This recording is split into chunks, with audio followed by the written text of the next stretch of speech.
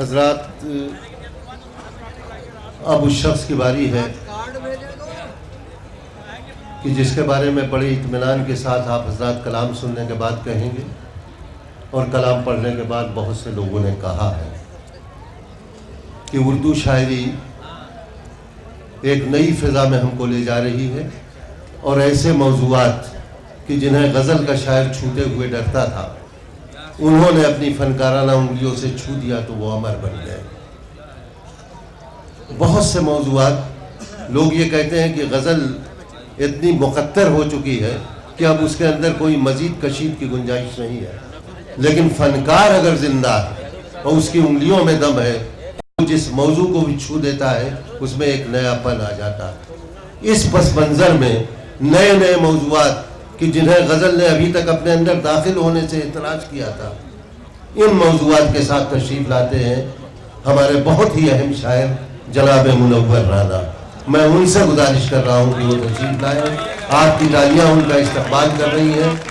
وہ مشاعروں کے کامیاب ترین شاعر تو ہیں ہی، مگر اسی کے ساتھ ساتھ ہمارے ادب میں بھی انشاءاللہ وہ اپنا ایک باب قائم کر دیں گے۔ اب خفا ہو جاتے ہیں، چلے جاتے ہیں۔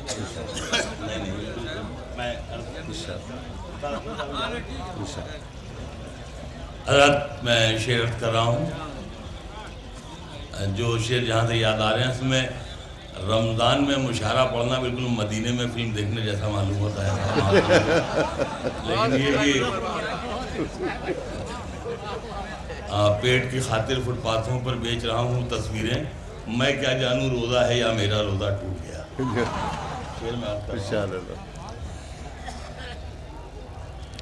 ایک مطلب شریعت کیا ہے کہ جسم پر مٹی ملیں گے پاک ہو جائیں گے ہم، جسم پر مٹی ملیں جسم گے پر پاک ہو مٹی جائیں گے۔ ملیں گے پاک ہو جائیں گے ہم، اے زمین ایک دن تیری خوراک ہو جائیں گے۔ واہ واہ واہ، جسم پر مٹی ملیں گے پاک ہو جائیں گے ہم، جسم پر مٹی ملیں گے، اے بیٹا ہاں بھیا بعد میں جسم پر چلے جاؤ، مٹی ملیں گے پاک ہو جائیں گے۔ پاک ہو جائیں گے ہم، ہاں اے زمین ایک دن تیری خوراک ہو جائیں گے ہم۔ واہ، شریعت کیا ہے کہ اے غریبی دیکھ رستے میں ہمیں مت چھوڑنا، اے غریبی اے غریبی ہمیں مت دیکھ رستے میں ہمیں مت چھوڑنا، اے امیری دور رہے ناپاک ہو جائیں گے ہم۔ بہت اچھا ہے، اے امیری دور رہے ناپاک، واہ واہ واہ واہ، اے غریبی واہ واہ، جسم پر مٹی ملیں گے پاک ہو جائیں گے، واہ واہ واہ، اے زمین ایک دن تیری خوراک ہو جائیں گے ہم۔ واہ، رہ غریبی دیکھ رستے میں ہمیں مت چھوڑنا، اے امیری دور رہے ناپاک ہو جائیں گے۔ واہ واہ واہ، ایک غزل کے میں چند شعر میں عرض کر رہا ہوں، سماعت فرمائیں۔ مطلب یہ ہے کہ ہر ایک چہرہ یہاں پر گلال ہوتا ہے، ہر ایک ہر ایک چہرہ یہاں پر گلال ہوتا ہے، تمہارے شہر میں پتھر بھی لال ہوتا ہے، تمہارے شہر میں پتھر بھی لال ہوتا ہے۔ اور شعری عرض کیا ہے کہ کبھی کبھی تو میرے گھر میں کچھ نہیں ہوتا، کبھی کبھی تو میرے گھر میں کچھ نہیں ہوتا، مگر جو ہوتا ہے رزق حلال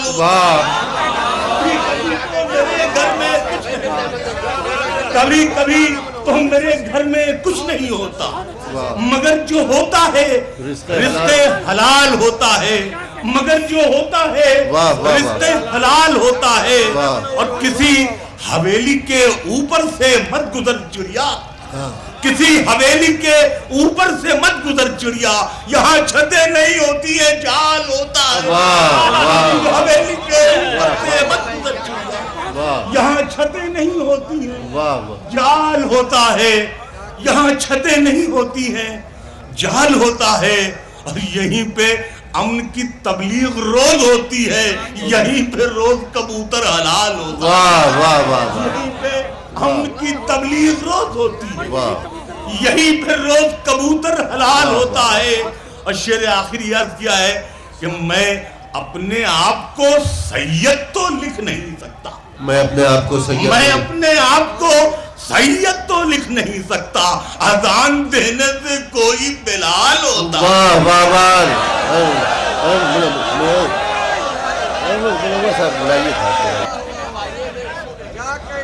واہ واہ واہ، اصل میں بہت وقت بہت کم ہے، اس لیے میں پورے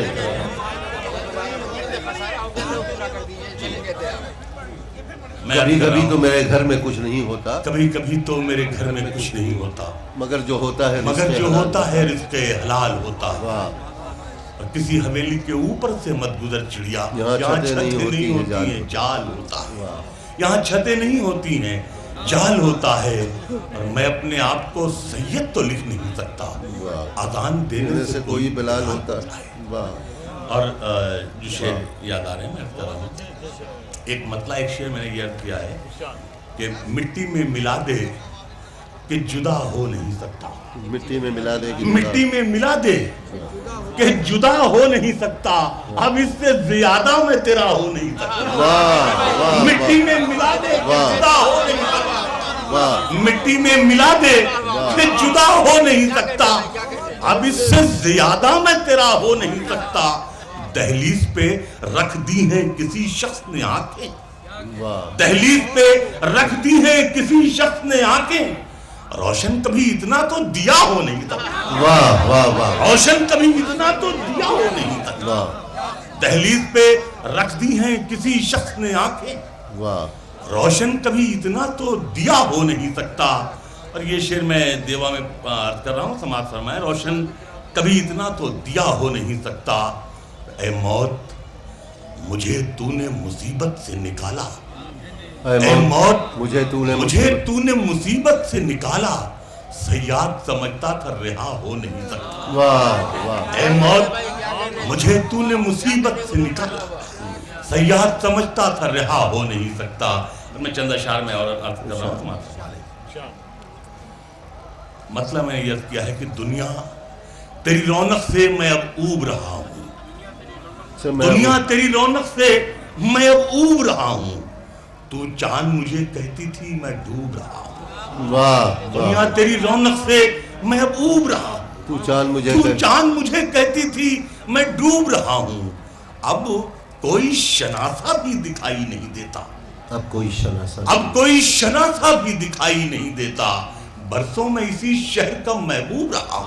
واہ واہ واہ، اب کوئی شناسا بھی دکھائی نہیں دیتا، برسوں میں اسی شہر کا محبوب رہا ہوں۔ اور یہ تمام اہالیان بارہ بنکی کی نظر ہے یہ شعر، برسوں میں اسی شہر کا محبوب رہا ہوں، اور میں خواب نہیں آپ کی آنکھوں کی طرح تھا، میں خواب نہیں آپ کی آنکھوں کی طرح تھا، میں خواب نہیں آپ کی آنکھوں کی طرح تھا، میں آپ کا لہجہ نہیں اسلوب رہا ہوں۔ بہت اچھا ہے، واہ واہ واہ، خواب نہیں واہ واہ آپ کی واہ، واہ واہ واہ، میں خواب نہیں آپ کی آنکھوں کی طرح تھا، واہ، میں آپ کا لہجہ نہیں اسلوب رہا ہوں، اور دنیا مجھے ساحل سے کھڑی دیکھ رہی ہے، میں ایک جزیرے کی طرح ڈوب رہا ہوں۔ واہ، دنیا مجھے ساحل سے کھڑی دیکھ رہی ہے، میں ایک جزیرے کی طرح ڈوب رہا ہوں۔